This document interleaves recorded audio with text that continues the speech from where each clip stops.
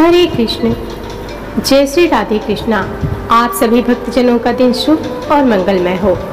आज की इस पावन कथा में हम सुनेंगे भादो मास महात्म्य का अध्याय 8। इससे पहले हम भगवान श्री कृष्ण और शिव जी की बहुत ही सुंदर और पावन कथा सुनेंगे। इस कथा में हम आपको बताएंगे जब शिव जी आए पृथ्वी पर कान्हा के दर्शन के लिए। महादेव शिव शंभू को श्री श्याम के बाल रूप के दर्शन करने की मनसा हुई और वे एक योगी का वेश बनाकर मैया यशोदा के द्वार गोकुल में नंद भवन के बाहर पहुंचकर इस प्रकार आवाज लगाते हैं। जोगी भेषधारी शिव शंभू कहते हैं, अलख निरंजन कहाँ हूँ प्रभु। भगवान शिव गाने लगते हैं, एक योगी आया रे तेरे द्वारे, दिखा दे मुख लाल का। ओ योगी आया रे तेरे द्वारे, दिखा दे मुख लाल का। तेरे पालने में पालनहार, दिखा दे मुख लाल का। ओ मैया दिखा दे मुख लाल का। लिए अखियों में प्यास योगी करे अरे दास, मैया दिखाते मुख लाल का। मैया ऐसा संजोग ना टाल, दिखा दे मुख लाल का। ओ मैया दिखा दे मुख लाल का। तेरे भरे रहेंगे भंडारे, दिखा दे मुख लाल का। मैया दिखा दे मुख लाल का, दिखा दे मुख लाल का। योगी आया रे तेरे द्वारे, दिखा दे मुख लाल का। मैया यशोदा उसी समय श्री श्याम सुंदर को नहला धुलाकर उनका श्रृंगार करने में व्यस्त थी और बाहर खड़े योगी की आवाज ना सुन पाई। योगी भेषधारी शिव भोले ने फिर से आवाज लगाई, लेकिन अंदर से कोई जवाब नहीं आया। तभी वहां से एक ब्रज की वृद्धा गोपी गुजर रही थी। उसने उस योगी को प्रतीक्षारत देखा तो उनके पास गई और कहने लगी। गोपी बोली, हे बाबा किसे बुला रहे हो। योगी बोले, गृह स्वामिनी को माई। गोपी बोली, भिक्षा चाहिए। योगी ने कहा, हाँ माई। गोपी बोली, यहाँ तो कोई नहीं दिखता, चलो मेरे घर, वहाँ तुम्हें भिक्षा मिल जाएगी, मैं तुम्हें भिक्षा दूंगी। योगी बोले, तुम माई। गोपी ने कहा, हाँ, अन्न वस्त्र धन तुम जो मांगोगे वही दे दूंगी। योगी ने कहा, नहीं माई, मेरा एक नियम है कि मैं एक ही द्वार पर जाकर अलग जगाता हूँ, और यदि उस द्वार पे कुछ मिल जाए तो अच्छा है, अन्यथा उस दिन किसी द्वार पर नहीं जाता। गोपी बोली, हे भगवान, फिर तो भूखे ही रहोगे। योगी ने कहा, हाँ माई, जैसी प्रभु की इच्छा। गोपी ने कहा, नहीं बाबा नहीं, हमारे गांव में से कोई साधु भूखा चला जाए तो यह सारे गोकुल के लिए लज्जा की बात बन जाए। बाबा तुम यहीं ठहरो, मैं अंदर जाकर देखती हूँ कि यशोदा रानी कहाँ है। ऐसा कह वृद्धा गोपी नंद भवन के देखती गई है और मैया यशोदा तो श्याम सुंदर का श्रृंगार कर रही थी और उन्हें लोरी गाकर सुला रही थी। और इधर बाहर खड़े योगी भेषधारी भगवान शंकर ने मन ही मन कहा, प्रभु दर्शन किए बगैर तो नहीं जाऊंगा। गोपी अंदर जाकर मैया यशोदा से कहती हैं, ओ यशोदा रानी, मैया यशोदा आओ काकी, क्या बात है। गोपी बोली, यशोदा रानी, तेरे द्वार पर एक योगी कब से भिक्षा के लिए खड़ा है, तूने उसकी आवाज़ नहीं सुनी क्या। मैया यशोदा ने कहा, नहीं तो। फिर गोपी बोली, अरे जल्दी से उसे भिक्षा दे दे, कोई बड़ा महात्मा लगता है। मैया यशोदा ने कहा, अच्छा। गोपी बोली, ऐसा योगी तो मैंने पहले कभी नहीं देखा, उसके मुख पर तो आँख ही नहीं टिकती। मैया यशोदा बोली, क्यों। गोपी बोली, अरे इतना तेज है उसके ललाट पर जैसे सूर्य का तेज होता हो, और देखो कितना कड़ा नियम है उसका। जिस द्वार पर भिक्षा के लिए खड़ा हो जाता है बस वहीं से भिक्षा लेता है, और भिक्षा ना मिलने पर भूखा ही लौट जाता है। मैया यशोदा बोली, काकी आटा चावल दाल गुड़ घी ये सब कुछ ले लिया है, 2-4 दिन के लिए पर्याप्त होगा। अब चलो। गोपी कही, अरे दक्षिणा तो कुछ ले लो, कुछ धन भी ले ले। बड़े दिव्य मूर्ति हैं, उसे प्रसन्न कर ले, आशीर्वाद पाएगी। मैया यशोदा ने कहा, ओह दक्षिणा तो मैं भूल ही गई, अभी लाती हूँ। फिर मैया यशोदा संदूक से धन और एक मोती की माला निकालते हुए बोली, काकी बड़ी दिव्यात्मा है ना, तो लो ये बहुमूल्य मोती की माला ही दे देती हूँ। इधर बाहर शिव शंभू खड़े खड़े अपने ही मन में श्याम सुंदर से इस तरह बातें कर रहे थे। प्रभु दर्शन देने में इतना संकोच। श्याम सुंदर ने उनके अंतर मन में कहा, धन भाग्य जो आप स्वयं अपने सेवक के घर पधारे, सेवक का प्रणाम स्वीकार करें। योगी भेषधारी शिव शंभू कौन सेवक है और कौन प्रभु, इसके निर्णय का ये समय नहीं है। आप तो हमें अपना परम भक्त जानकर अपने बाल रूप का दर्शन करा दीजिए बस। श्याम सुंदर ने फिर से कहा, बाल रूप तो इस समय मैया यशोदा के पास गिरवी रखा है, उन्हीं से मांगना पड़ेगा। आहा, लीजिए मैया आ गई। मैया यशोदा श्याम सुंदर को पालने में सुलाकर और दक्षिणा की थाल लेकर उस वृद्धा गोपी के साथ नंद भवन के बाहर आती हैं, जहाँ योगी वेश में शिव शंभू प्रतीक्षा कर रहे थे। मैया यशोदा योगी रूपी शिव शंभू को प्रणाम करते हुए कहने लगी। मैया यशोदा बोलती हैं, विलंब के लिए क्षमा बाबा, मैं अपने लल्ला के श्रृंगार में व्यस्त थी। योगी भेषधारी शिव शंभू बोले, धन्य हो तुम मैया, जिसने ऐसे दिव्य बालक की सेवा का सौभाग्य प्राप्त हुआ। माता, मुझे भी उस परम दिव्य शिशु के दर्शन करवा दो। मैया यशोदा बोली, क्षमा बाबा, अभी अभी नहलाया है उसे, इस समय मैं उसे बाहर नहीं ला सकती, ठंडी हवा लग जाएगी। योगी भेषधारी शिव शंभू, मैया हवाओं का चलना न चलना जिसके संकल्प मात्र पर निर्भर है, उसके लिए व्यर्थ की शंका मत करो।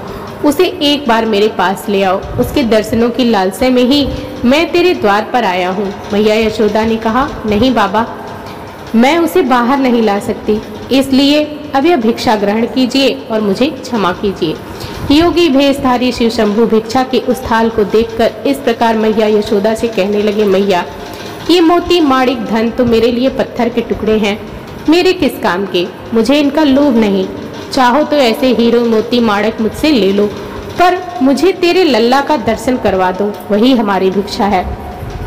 फिर योगी भेषधारी भगवान शंकर ने अपने कमंडल से हीरे मोती निकालकर मैया यशोदा जी की भिक्षा थाल में रख दिए। जैसे मैया यशोदा आश्चर्यचकित और चिंतित हो उस वृद्ध गोपी से कहने लगी। मैया यशोदा बोली, काकी ये कोई असली साधु नहीं है, कोई मायावी है। वृद्धा गोपी मुख खड़ी यशोदा मैया का करुण चेहरा देखती रही।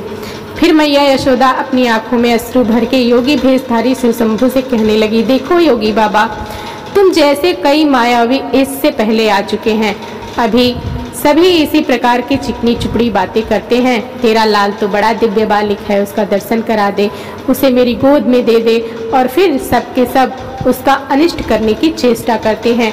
मेरे लाल ने आप लोगों का क्या बिगाड़ा है जो आप लोग उसके शत्रु बन गए हैं। और फिर बहुत ही कड़े शब्दों में मैया यशोदा ने कहा, भिक्षा चाहिए तो लीजिए, अन्यथा अपने स्थान को पधारिए, मैं अपने लल्ला को बाहर नहीं लाऊंगी। योगी भेषधारी शिव शंभू बोले, ओ मैया ऐसा कठोर मत बनो, मैं बहुत दूर कैलाश पर्वत से आया हूँ। मैया यशोदा ने फिर कठोर शब्दों में बोली, कैलाश में थे तो वहीं भगवान शिव के साक्षात दर्शन कर लिए होते, यहाँ क्या काम है। योगी भेषधारी शिव शंभू बोले, भोली मैया, भगवान के साक्षात दर्शन करना तो कोई कठिन कार्य नहीं है, परंतु उनके बाल स्वरूप के दर्शन करना अत्यंत दुर्लभ है। उसी की लालसा में मैं तेरे द्वार पे आया हूँ, कई युगों के पश्चात ही यह दर्शन मिलते हैं। मैया यशोदा बोली, नहीं नहीं योगी बाबा, मुझे क्षमा करो, मैं उसे बाहर नहीं लाऊंगी। मेरे पति की आज्ञा है कि किसी भी अनजान व्यक्ति के सामने अपने लल्ला को मत लाना। मैया यशोदा को इस प्रकार अपने फैसले पर अडिग देख भगवान श्याम सुंदर ने श्री योग माया को पूरनमासी बुआ के रूप में उस स्थान पर भेजा जहाँ पर यह वाद विवाद चल रहा था। पूरनमासी बुआ बोली, ये अनजान व्यक्ति नहीं है यशोदा रानी, ये अनजान व्यक्ति नहीं है, मैं इन्हें अच्छे प्रकार से जानती हूँ। मैंने कहा था ना कि गोकुल में आने से पहले मैं काशी में रहती थी, वहीं इनके दर्शन किए थे। ये सचमुच परम दिव्य शक्ति हैं, शक्तिपति हैं ये, शक्तिपति हैं ये। इतना कहकर पूरनमासी बुआ की आंखों में अश्रु की धार लिए भगवान शिव के चरणों में अपना शीश रख उन्हें प्रणाम करती हैं और उठकर मैया यशोदा से कहती हैं, यशोदा इन्हें लल्ला के दर्शन करा दे। यशोदा रानी इन्हें लल्ला के दर्शन करा दे, इनका आशीर्वाद पाकर तेरा लल्ला भी बड़ा प्रसन्न हो जाएगा। मैया यशोदा विस्मित सी मुद्रा में पूरनमासी बुआ से बोली, पूरनमासी बुआ क्या तुम सच कह रही हो? तुम इन्हें जानती हो? पूरनमासी बुआ ने कहा, हाँ यशोदा रानी, मैं इन्हें भली भांति जानती हूँ। अरे यह तो तेरा सौभाग्य है जो तेरे लल्ला का प्रेम इन्हें तेरे द्वार पे ले आया।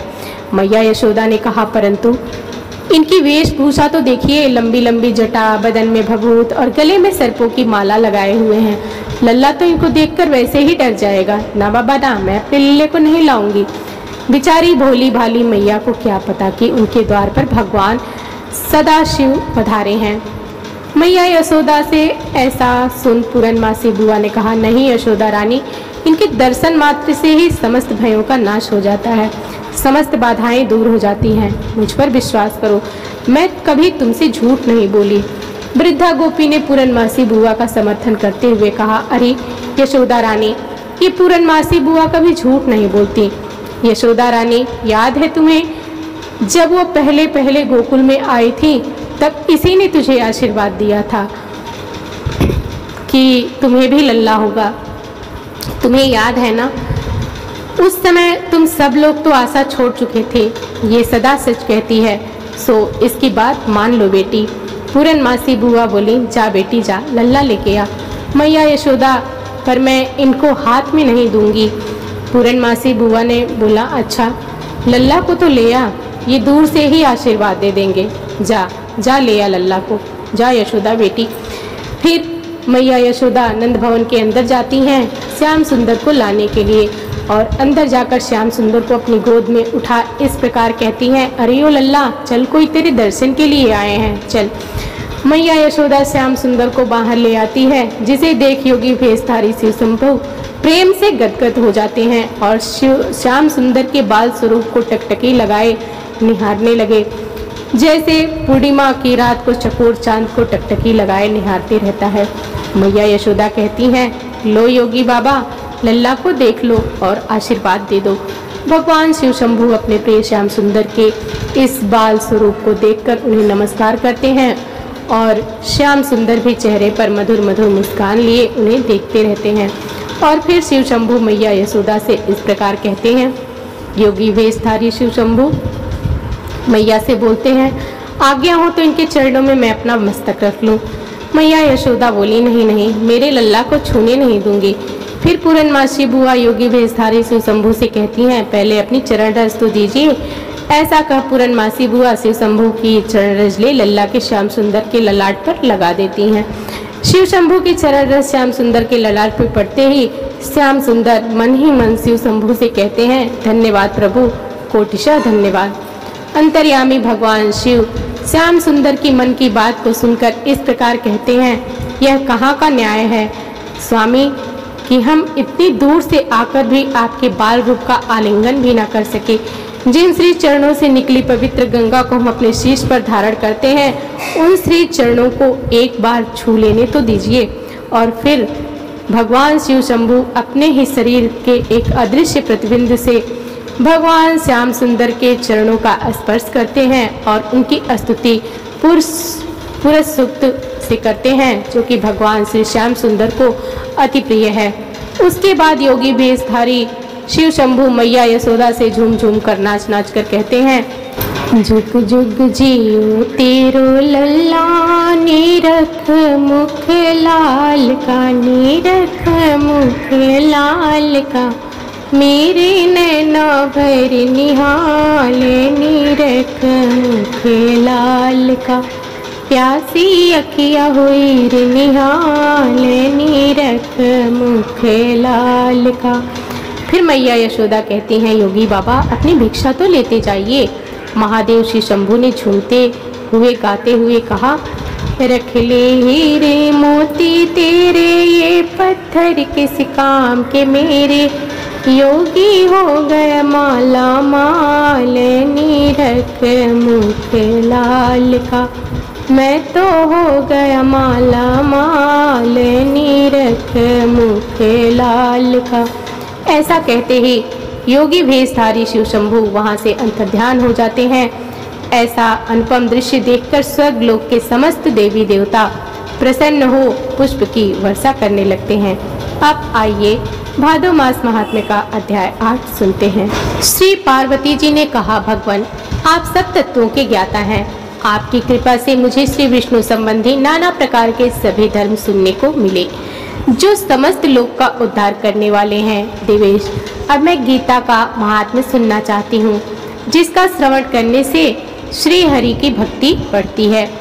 श्री महादेव जी बोले, जिनका श्री विग्रह अलसी के फूल की भांति श्याम वर्ण का है, पक्षी राज गरुड़ ही जिनके वाहन हैं, जो अपनी महिमा से कभी च्युत नहीं होते तथा शेष नाग की सैया पर शयन करते हैं, उन भगवान महाविष्णु की हम उपासना करते हैं। एक समय की बात है, मूर दैत्य के नाशक भगवान विष्णु शेष नाग के रमणीय आसन पर सुखपूर्वक विराजमान थे।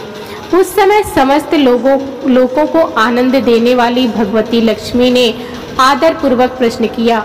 श्री लक्ष्मी ने कहा, भगवान आप संपूर्ण जगत के पालन करते हुए भी अपने ऐश्वर्य के प्रति उदासीन से होकर जो इस क्षीर सागर में नींद ले रहे हैं, उनका क्या कारण है? श्री भगवान बोले, सुमुखी, मैं नींद नहीं लेता हूँ, अपितु तत्व का अनुसरण करने वाली अंतर्दृष्टि के द्वारा अपनी ही महेश्वर तेज का साक्षात्कार कर रहा हूँ। यह वही तेज है जिसका योगी पुरुष कुशाग्र बुद्धि के द्वारा अपने अंतःकरण में दर्शन करते हैं तथा जिसे मीमांसक विद्वान के वेदों का सार तत्व निश्चित करते हैं। वह माहेश्वर तेज एक अजर अमर प्रकाश स्वरूप आत्म स्वरूप रोग शोक रहित अखंड आनंद का पुंज निष्पद तथा दैत्य रहित है। इस जगत का जीवन उसी को अधीन है, मैं उसी में अनुभव करता हूँ। देवेश्वरी, यही कारण है कि मैं तुम्हें नींद लेता सा प्रतीत हो रहा हूँ। श्री लक्ष्मी ने कहा, हरिकेश, आप ही योगी पुरुष के ध्येय हैं। आपके अतिरिक्त भी कोई ध्यान करने योग्य तत्व है, यह जानकर मुझे बड़ा कौतूहल हो रहा है। इस चराचर जगत की सृष्टि और संहार करने वाले आप स्वयं ही हैं। आप सर्वसमर्थ हैं। इस प्रकार की स्थिति में होकर यदि आप उस परम तत्व से भिन्न हैं तो मुझे उसका बोध कराइए। श्री भगवान बोले, प्रिय, आत्मा का रूप दैत्व और अद्वैतिक से पृथक, भाव और अभाव से मुक्ति तथा आदि से अंत से रहित, शुद्ध ज्ञान के प्रकाश से उपलब्ध होने वाला तथा परमानंद स्वरूप होने के कारण एकमात्र सुंदर है। वही मेरा ईश्वरीय रूप है। आत्मा का एकत्व ही सबके द्वारा जानने योग्य है। गीता शास्त्र में इसी का प्रतिपादन हुआ है। अमित तेजस्वी भगवान की ये वचन सुनकर लक्ष्मी देवी ने शंका उपस्थित करते हुए कहा, भगवान, यदि आपका स्वरूप स्वयं परमानंदमय है और मन वाणी की पहुंच से बाहर है, तो गीता कैसे उसका बोध कराती है? मेरे इस संदेह का निवारण कीजिए। श्री भगवान बोले, सुंदरी, सुनो, मैं गीता में अपने स्थिति का वर्णन करता हूँ। क्रमशः 5 अध्यायों को तुम 5 मुख जानो, 10 अध्यायों को 10 भुजाएं समझो तथा 1 अध्याय को उदर और 2 अध्यायों को दोनों चरण कमल जानो। इस प्रकार यह 18 अध्यायों का वांग्मयी ईश्वरीय मूर्ति ही समझ लेना चाहिए। यह ज्ञान मात्र से ही महान पातकों का नाश करने वाली है। जो उत्तम बुद्धि वाला पुरुष गीता के 1 या आधे अध्याय का अथवा 1 आधे या चौथाई श्लोक का भी प्रतिदिन अभ्यास करता है, वह सुशर्मा से के समान मुक्त हो जाता है। श्री लक्ष्मी ने पूछा, देव, सुशर्मा कौन था, किस जाति का था और किस कारण से उसकी मुक्ति हुई? श्री भगवान बोले, प्रिय, सुशर्मा बड़ी खोटी बुद्धि का मनुष्य था। पापियों का तो वह शिरोमणि ही था। उसका जन्म वैदिक ज्ञान से शून्य और क्रूरतापूर्ण कर्म करने वाले ब्राह्मणों के कुल में हुआ था। वह न ध्यान करता था, न जप, न होम करता था, न अतिथियों का सत्कार। वह लंपट होने के कारण सदा विषयों के सेवन में ही लगा रहता था। हल जोतता और पत्ते बेचकर जीविका चलाता था। उसे मदिरा पीने का व्यसन था तथा वह मांस भी खाया करता था। इस प्रकार उसने अपना जीवन दीर्घ काल व्यतीत कर दिया। एक दिन मूढ़ बुद्धि सुशर्मा काल रूपधारी काले सांप से उसने उसे डस लिया। सुशर्मा की मृत्यु हो गई। तदंतर वह अनेक नरकों में जा वहां यातनाएं भोगकर मृत्यु लोक को लौट आया और वहां बोझ ढोने वाला बैल हुआ। उस समय किसी पंगु ने अपने जीवन को आराम से व्यतीत करने के लिए उसे खरीद लिया। बैल ने अपनी पीठ पर पंगु का भार ढोते हुए बड़े कष्ट से 7-8 वर्ष बिताए। एक दिन पंगु ने किसी ऊंचे स्थान पर बहुत देर तक बड़ी तेजी से उस बैल को घुमाया। इससे वह थककर बड़े वेग से पृथ्वी पर गिरकर मूर्छित हो गया। उस समय वहां कौतूहलवश आकृष्टि से बहुत से लोग एकत्र हो गए। उस जन समुदाय में किसी एक पुण्यात्मा व्यक्ति ने उस बैल का कल्याण करने के लिए उसे अपना पुण्य दान किया। तत्पश्चात कुछ दूसरे लोगों ने भी अपने अपने पुण्य को याद करके उन्हें उसके लिए दान किया। फिर उस भीड़ में एक वेश्या भी खड़ी थी। उसे अपने पुण्य का पता नहीं था, तो भी उसने उन लोगों को देखा देखी उस बैल के लिए कुछ त्याग किया। तदंतर यमराज के दूत उस मरे हुए प्राणी को पहले यमपुरी में ले गए। वहां वह विचार करके वेश्या के दिए हुए पुण्य के पुण्यवान हो गया। उसे छोड़ दिया गया। फिर वह भूलोक में आकर उत्तम कुल और शील वाले ब्राह्मण के घर में उत्पन्न हुआ। उस समय भी उसने पूर्व जन्म की बातों का स्मरण बना रहा। बहुत दिन के बाद वह अपने अज्ञान को दूर करने वाले कल्याण तत्व का जिज्ञासु होकर उस वेश्या के पास गया और उसके दान की बात बतलाते हुए उसने पूछा, तुमने कौन सा पुण्य दान किया था? वैश्या ने उत्तर दिया, वह पिंजरे में बैठा हुआ तोता प्रतिदिन कुछ पढ़ता है, उससे मेरा अंतःकरण पवित्र हो गया। उसी का पुण्य मैंने तुम्हारे लिए दान किया था। इसके बाद उन दोनों ने तोते से पूछा। उस तोते ने अपना पूर्व जन्म का स्मरण करके प्राचीन इतिहास कहना आरंभ किया। शुक बोला, पूर्व जन्म में मैं विद्वान होकर भी विद्वता के अभिमान से मोहित रहता था।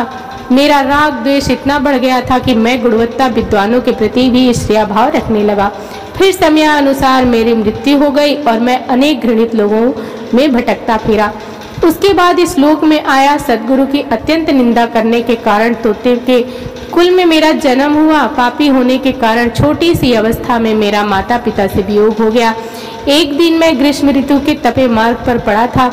वहां से कुछ श्रेष्ठ मुनि मुझे उठा लाए और महात्माओं के आश्रम में आश्रय दिया। फिर भीतर एक पिंजरे में उन्होंने मुझे डाल दिया। वहीं मुझे पढ़ाया गया। ऋषियों के बालक बड़े आदर के साथ गीता के प्रथम अध्याय की आवृत्ति करते थे।